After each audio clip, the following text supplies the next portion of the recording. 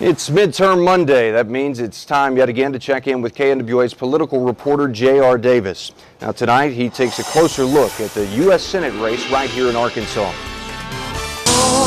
I'm Bill Halter. I'm Blanche Lincoln. Not exactly. Look at all of the places where he went to Washington to meet with the unions. The union said that they were going to retire his debt. I'm not quite sure exactly what they're talking about. They've alleged that the campaign debt has been paid off. In fact, it hasn't. I wish it was, but it hasn't been. The Democratic primary for U.S. Senate is starting to feel a lot like the plot of a Tom Hanks, Meg Ryan movie. You're such a liar. They couldn't stand each other. But by the end of the movie, they're inseparable.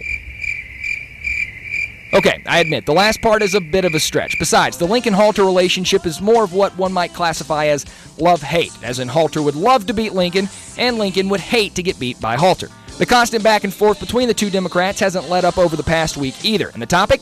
Unions. Lincoln for Senate issued this statement Friday saying, quote, while Bill postures against special interest, he strikes a shady deal with some of the most powerful special interests in Washington, who agreed to use workers' dues to repay his outstanding debt from his last campaign, end quote. Of course, Halter's troops fired right back with a press release of their own, saying, quote, it is quite telling that she only complains about union money when she is no longer receiving it, end quote. Now, there's still a couple months before the primary, so I'm holding out hope for these two. On the Republican front, things are pretty quiet for the most part, though the word boondoggle was used by one candidate to describe another candidate's adult wellness center. That probably just gave it away.